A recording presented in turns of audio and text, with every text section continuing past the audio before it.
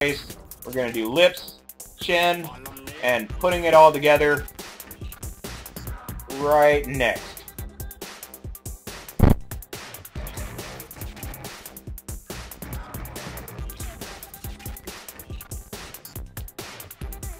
Okay, lips. We're on to lips. And for the lips, we only really need the monkey part of the face here. So I drew out the 3/4 perspective, the halfway perspective, and the front perspective.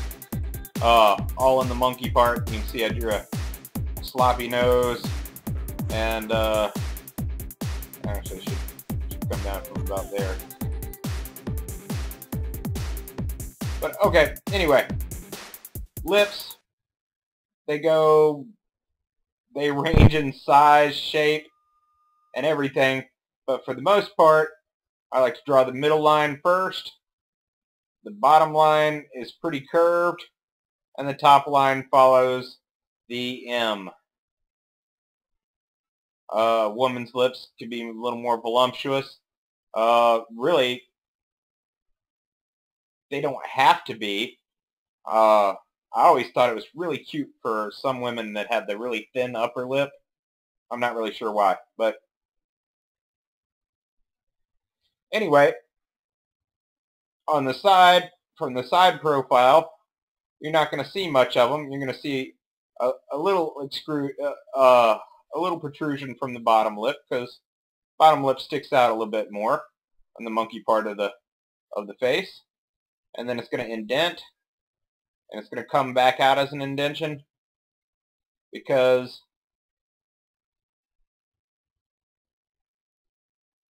that's the shape of the lips. And from the 3/4 perspective, you're going to see the M, but the M's going to come in late, you know, towards the end. And once again, they both stick out just a little bit.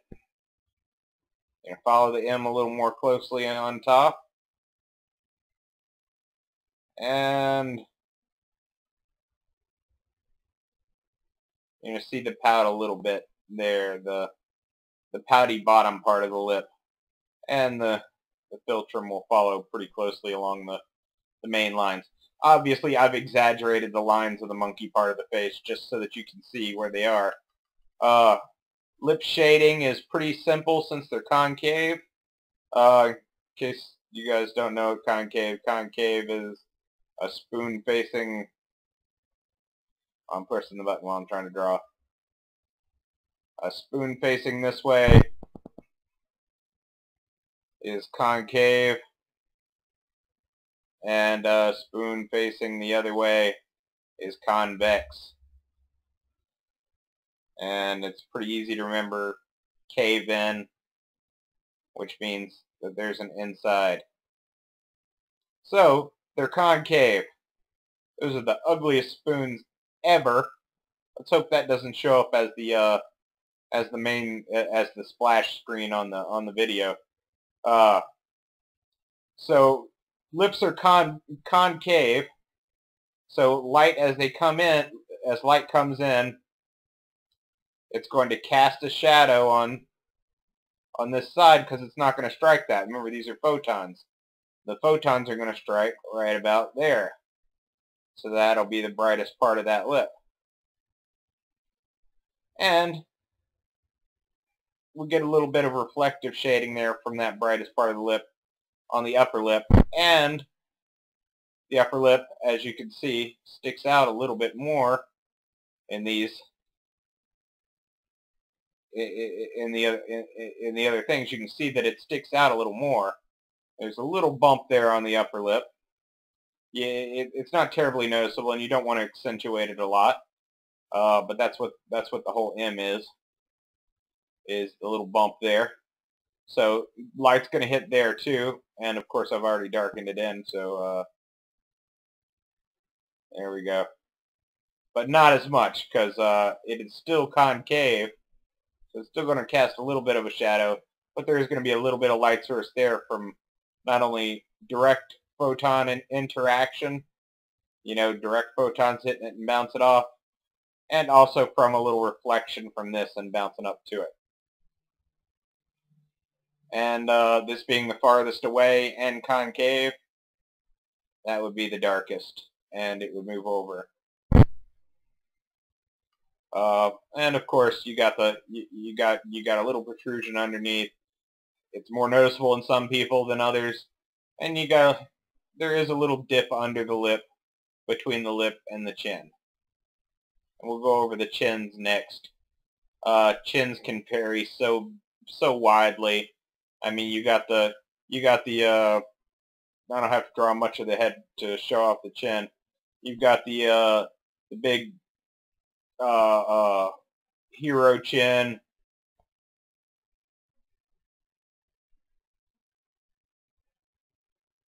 which sticks way out there. You got the bubble chin, which is kind of two rounded shapes there.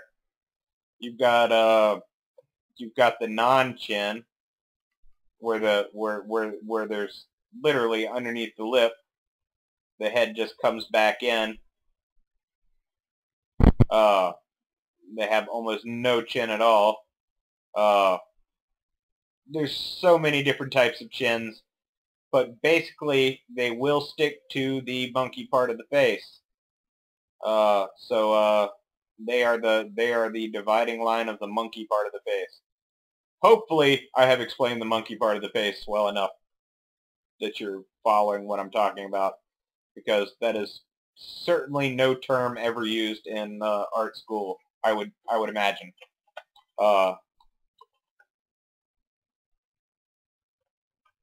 So based on gender, ethnicity, all of these things will be different. Mutation. I'm trying to give you the basic shapes of the objects themselves, and lips are just a little concave portion underneath the filtrable nose and just above the chin. And this is also a good place for a textured line. Lips often have a line texture, so putting a line texture in is not a bad idea. Notice there's a little dip there too sometimes, right underneath the ball that I was talking about. But a line shading often makes lips look more like lips. Don't ask me why. I guess they usually have lines. And specialized shadings really do bring out your artwork. It shows an attention to detail. You know, I do almost exclusively scribble line shading. And lately some smudging, since I have the smudge tool and don't have to get my fingers dirty. That's some serious cheekbone action right there. Look at that bad boy. I'll quit pushing the button. He needs another serious cheekbone over here. Yeah, that's a guy with some massive cheekbones.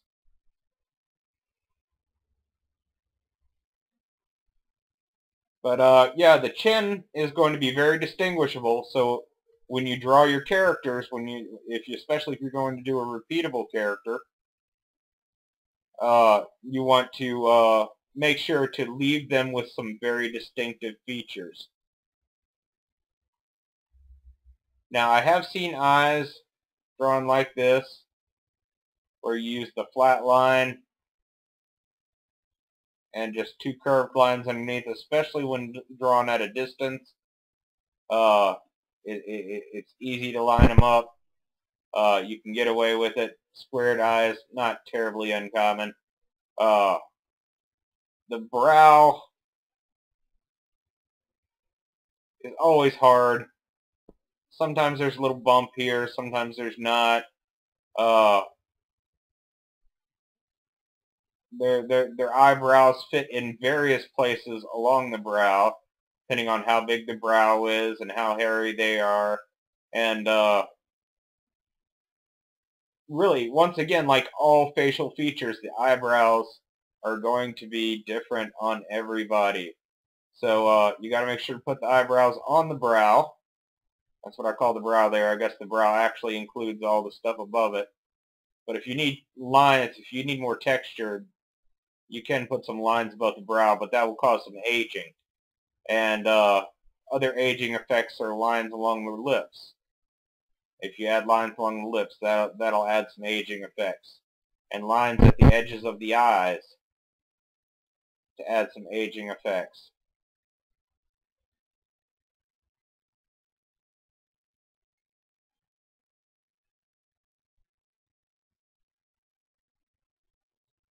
Literally, a lot of folds in anything will give you an aging an aging feel if you have an aged character you're drawing. And remember, as you get older, both the ears and the nose both continue to grow with time. So a lot of older folks have bigger ears and bigger noses.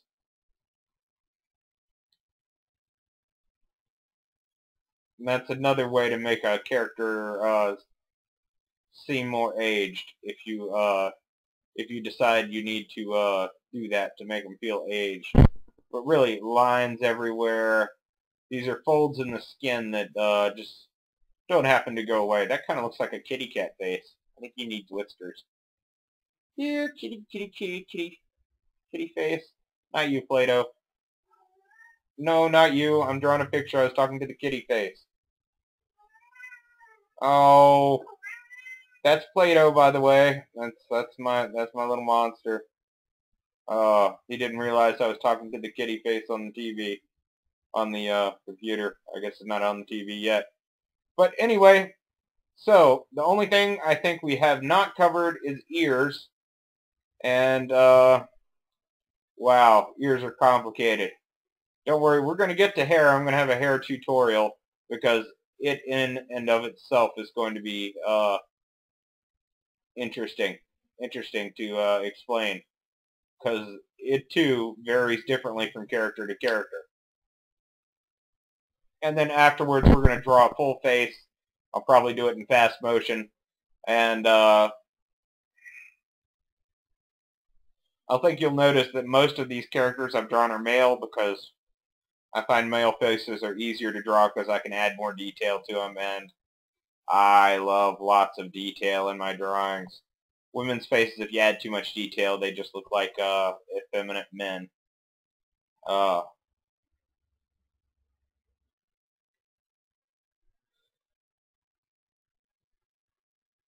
am I still doing this? Stop it. Stop it. Okay, okay. So, anyway, we're going to skip on to ears. Ears. Be back in just a second.